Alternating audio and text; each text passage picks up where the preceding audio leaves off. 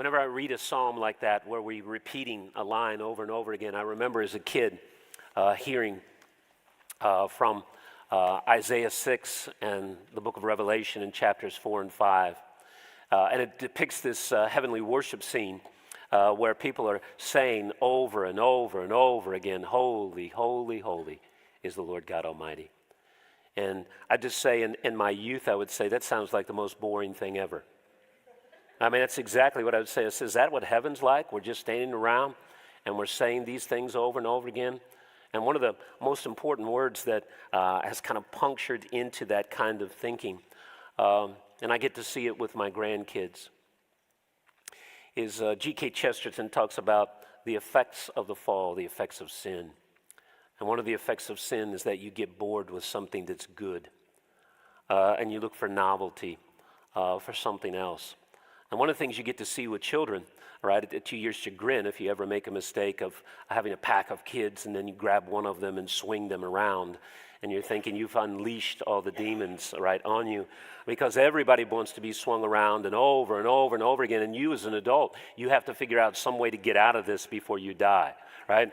So you're trying to go after it. Again, that favorite word, again, Poppy, again. Okay, that's enough agains, right? Poppy's dead, right? Again. But you know, the issue about that is there's something dysfunctional in our broken hearts, that things that are good and true, that somehow they get boring. And so one of the things about that psalm that just challenges us over and over again is that every little step of the way in the history of God's people, it's God demonstrating his love and mercy. There he is again. There's more love and mercy. There he is again. There's more love and mercy. There it is again. There's more love and mercy. And thank God that he never gets tired of love and mercy. Right? I'm so thankful that God doesn't get tired of love and mercy. There it is, more love and mercy. Here it is again today, Greg, more love and mercy. Yeah, you were an idiot today, Greg. Here's more love and mercy. Right? Over and over again. All those things, God every day, day after day. Now, I want to talk to you today. I want you to turn to Philippians 4, if you would. I'm going to try to be very brief because we've got lots of things to do today. But I'm really prepping you for something that's going to happen a little bit later in the service. And I want you to stir up your thinking here about giving thanksgiving. But I want to direct your thanksgiving in a particular way. Right? There's a lot of things that you could give thanksgiving for.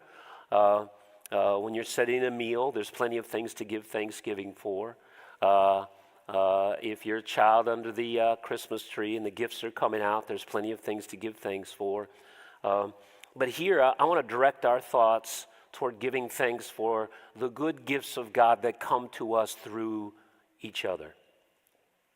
Right, one of the things that I was praying this morning as I was thinking about God's goodness, sometimes God's goodness comes to us, it seems like directly.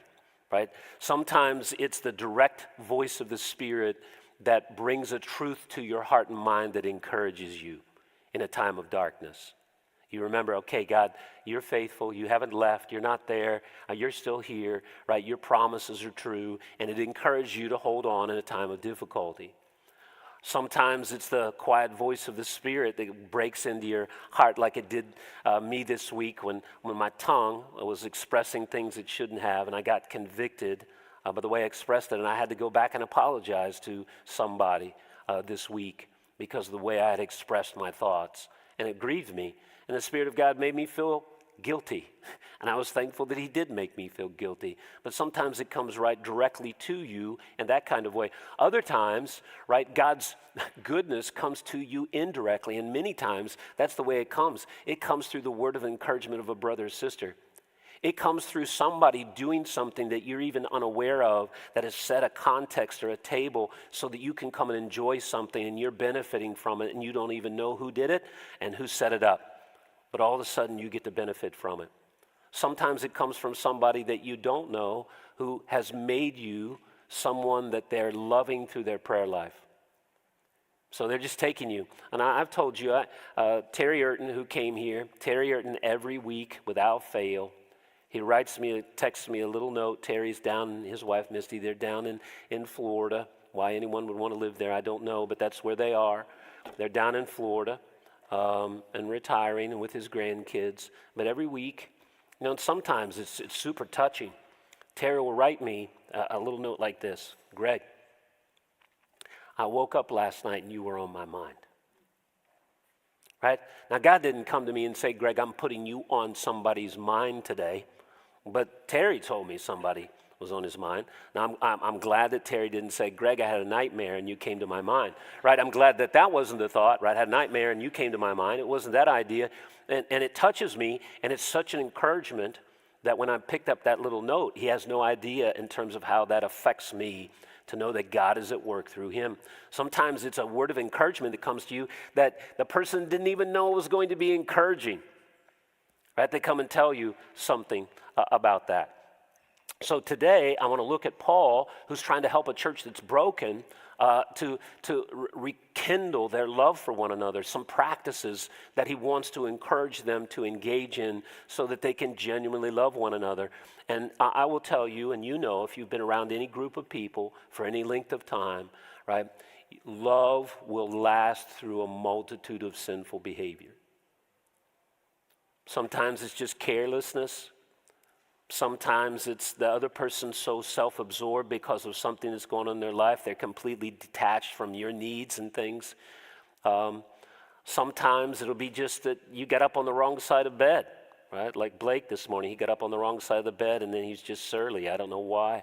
Got up on the wrong side of the bed. Sometimes, right, things are going wrong in your life and you're frustrated and it's coming out sideways on other people and they don't deserve it. But you're just frustrated or anxious about something, and it happens. You get to know any group of people, you'll get elbowed, you'll get poked, right? You'll get neglected. Those are the kind of things that happen. And for relationships to last and to be deep, they will push through those and say, okay, Lord, help me to be healed. I got to look past that. I got to love this brother and sister. I got to go after them again and find out what's going on. So the issue here, Paul's dealing with a church that's in trouble. So here we are in chapter 4, and I'm going to read for you verses 4 through 10, or 4 through 9. Chapter 4, Philippians, verses 4 through 9. Rejoice in the Lord always, and I will say it again, rejoice. Let your gentleness be evident to all. The Lord is near. Do not be anxious about anything, but in every situation, by prayer and petition, with thanksgiving, present your request to God. And the peace of God, which transcends all understanding, will guard your hearts and your minds in Christ Jesus. Finally, brothers and sisters, whatever is true, whatever is noble, whatever is right, whatever is pure, whatever is lovely, whatever is admirable, if anything is excellent or praiseworthy, think about such things. Whatever you've learned or received or heard from me or seen in me, put into practice, and the God of peace will be with you. May the Lord add his blessing to the reading of his word. Okay. Now here's 4 commands. I'm going to run through them real quickly, and I'm going to land on the 4th one. Okay. Now the first command is the head of them. If you notice the first one, if you're a Bible student, it's repeated. It's the only one that's repeated twice, and it's the most important one. If you want to look at this little passage, it's the head one. It's the one that drives all the other ones. To rejoice in the Lord is to come to delight in Him. Right. Now, if you get around a grandparent, you can see somebody delighting in somebody. Right? Even in the face of sometimes their bad behavior, right? A grandparent can look over bad behavior and look at that and say, oh, they're so cute, and the parents are wanting to pull their hair out, right? But you look at somebody delighting in someone, you see someone who wants to be with someone, you see someone who speaks well of another person, you see someone who adores them, right, when you delight in someone. This is an Old Testament idea that you find in the Psalms everywhere, in the Proverbs. Delight yourself in the Lord. Delight yourself in Him. Right? It's to come to see Him for who He is and to appreciate His goodness and to aspire, right, to worship and serve Him because you delight in Him. Now, if you wanted a full picture of this, this is Philippians chapter 3, where Paul used to delight in all of his own heredity and his achievements, and then he recognized that was a load of trash, and he came to delight in Jesus. He used to think that he was all that in a bag of chips, and he found out he was nothing, and Jesus was the thing. That's what he found. And so all he wanted to do is to know Jesus. And so to delight in Jesus makes you secure enough to love other broken people. It tells you how to love other people because you love them like Jesus. It makes you want to love them because you have the heart of Jesus. It sustains you in loving them when you get beat up, which you will, right? It'll sustain you in it. And so it'll keep you at it. So delight in him is you become a person who moves into other people's lives and you want for them what God wants for them, which is Jesus. So if I look at Stanley and I know him as a brother, I want for him what God wants for him, and I want to encourage that in his life. And if I see him walking away from Jesus, which he's not, if I see him doing that, I'm saying, Stanley, I love you, brother. Please don't go there. So this is the start, right? Then once you rejoice in Jesus, the second one here is that you're reasonable.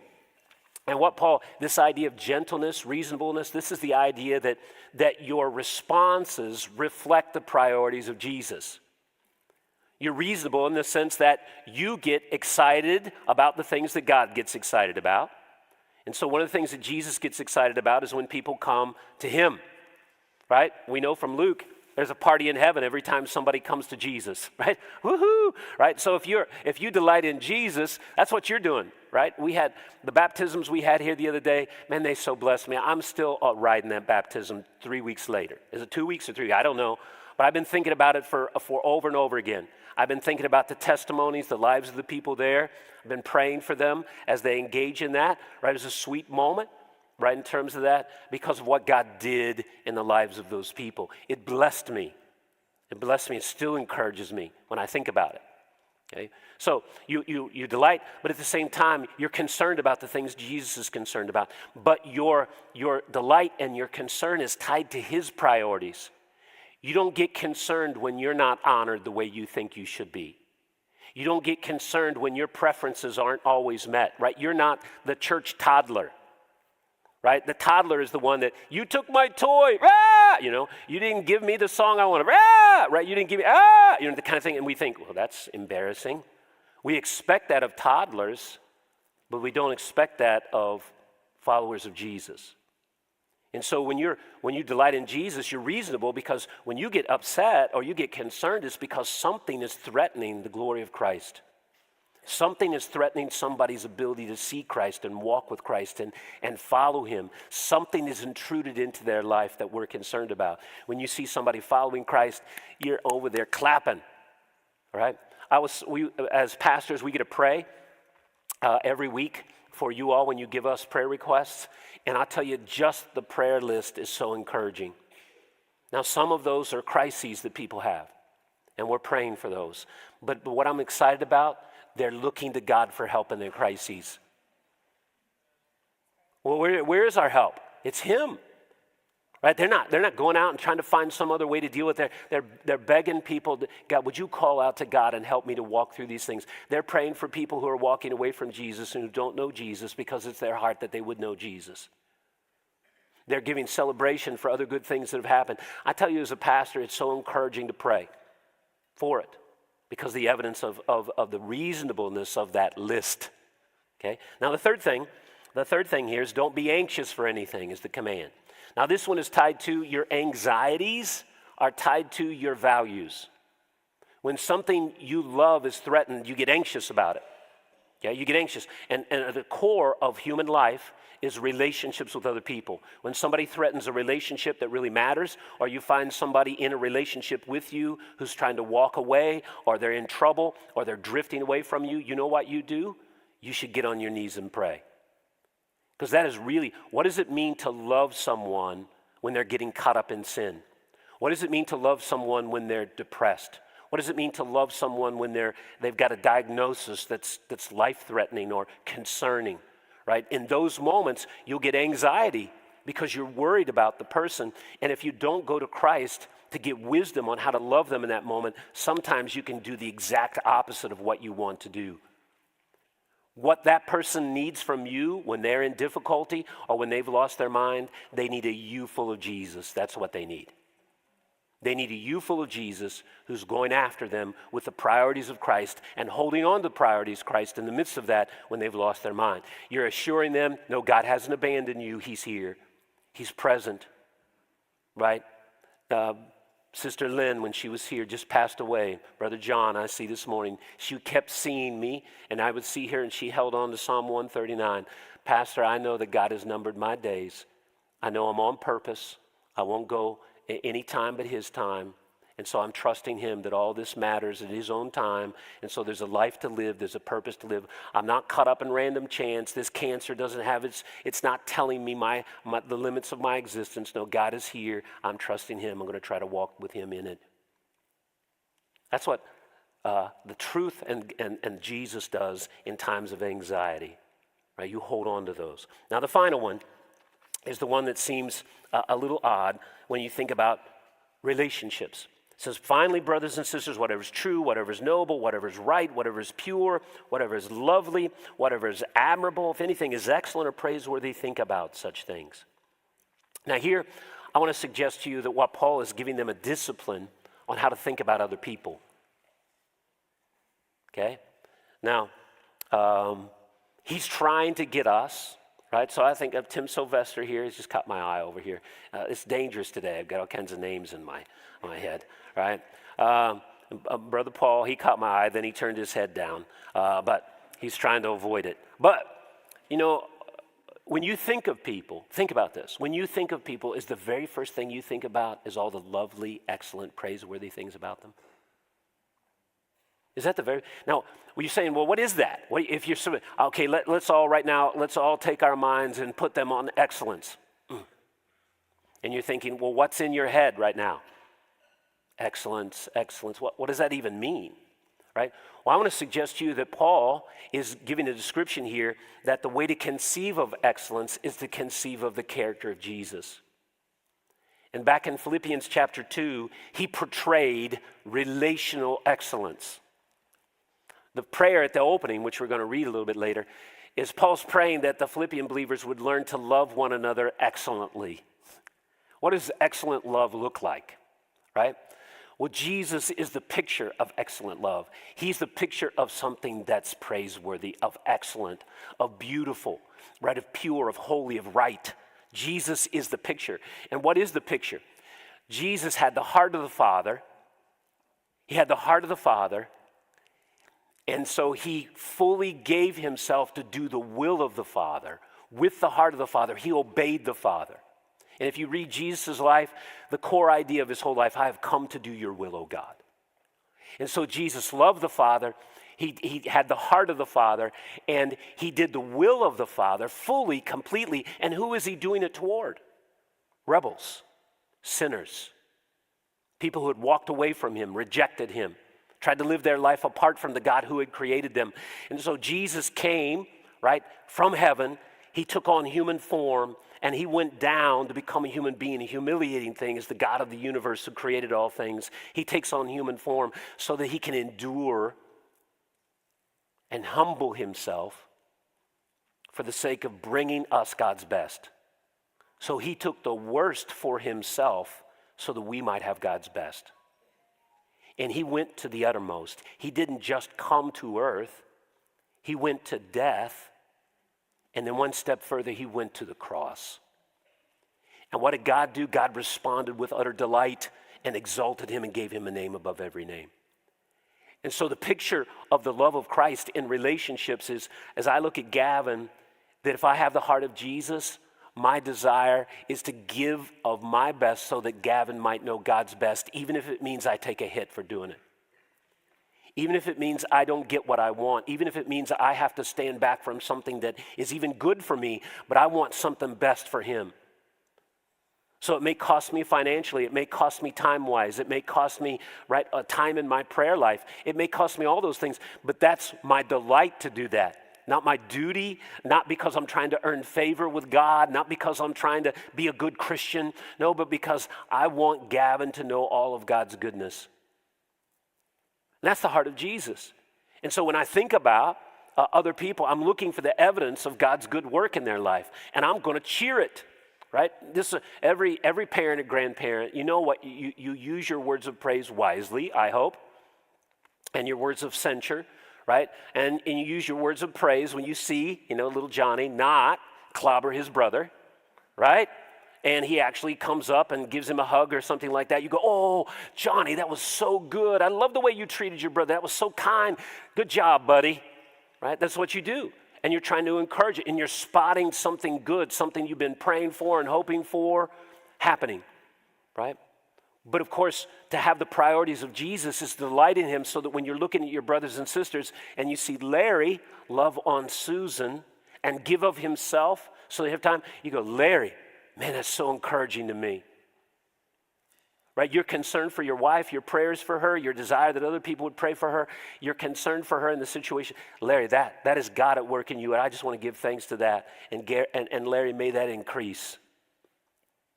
When you see somebody that's, Matt Jobson, some of the other people, they come here early, nobody knows. They set up all the chairs. They make sure that the place is clean so that we can come and sit down, so that you don't have to come in and find out something. Where's the chairs? What am I doing here? No, they set it all up. You come in, and sometime maybe you catch a glimpse of somebody who's giving of their time and energy to set a context for you to enjoy. You come in and you go, man, I'm so thankful for your willingness to sacrifice your time and energy for me. That's what he's talking about. And you know what will happen like that? We'll create an environment where people will aspire to do those things. We'll discourage other behavior that doesn't belong. You know what doesn't fit into that kind of attitude? Gossip doesn't fit there. Whining, complaining, speaking about people behind their back. None of that fits in there. When you're looking at those, when you're seeing those things going on, you're looking at those. I'll tell you one of the things about Pastor Van that I love. I'll just call out some things now. I won't get everybody. One of the things about Pastor Van, God has given him a deep burden for the people who are on the margins, the people that don't get to come because they can't for health reasons, the people that are alone. Those kinds of things, the people that often our society casts off, that God has given him a burden for that. That encourages me in Christ every time and convicts me.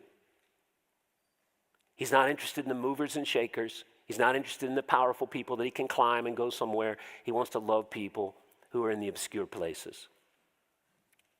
Right? That blesses me. I know it blesses you too. Right? When somebody comes in and they greet me, I've said this before, and they greet me. Number one, do you ever just thank God that somebody wanted to greet you? Right, that they knew your name? That Michael came in and said, hey, Pastor Greg, how you see? And I say, oh, Michael, so good to see you today. There's a lot of people that nobody cares whether they come or go. And you come in and they go, just, hey, so good to see you today. They ask you something about yourself. They do that. That's the work of God's Spirit in them. They're taking a little bit of a risk. They're stepping out to do some things because they love you and they want you to know that you matter to them. Right? They want you to know that you matter to them. That's the kind of thing. Is that the first thing you think of? Is that the first thing you think of when you think we need to discipline our mind? Now, later on today, and I'll pause here. Later on, we're going to come back and we're going to get some opportunities to give some testimonies. You can see the mics that are here. I know this is not everybody's cup of tea to be up front and talk, right? But we want to give opportunities for some to give up and give thanks. You're not limited to giving thanks for what other people have done for you, but I want to encourage you. Two things. We're going to give some opportunities for testimonies. Anything that God has done is good. We're going to do the, what's the ABC? Appropriate, brief, and Christ-centered, right? So I always forget the ABCs. But we're going to do that a little bit here, a little bit later after we sing, and I'll come and invite you up. And then also, we've got, later on, we're going to take about 10 to 15 minutes and give you an opportunity just to write some notes. And we've got a place to stick them on the wall, or you can give them to people yourself and walk up to them. I think, okay, I know this is hard. I think one of the most powerful things in relationships is to walk up to somebody. Like Sally's super easy. I'm seeing Sally back here, Sally Skelly. Sally is one of the sweetest people I know. It's very easy to walk up to Sally and say, Sally, I so appreciate you, which I do. She's so kind, caring about those kind. And you know what? If you get somebody that walks up and tells you something like that, you can live off that for a couple weeks. I mean, seriously. And you know what it'll do to you? It'll move you toward that other person in affection, right? Somebody run you down, right? So I'm looking at Laura over here. Sometimes poor Laura, I run her down and say, Laura, what's going on? Don't you scoot out of here, right? And I get after her, and she has to answer 5 questions, right? But the only thing is just I'm concerned about her as a dad in the faith, right?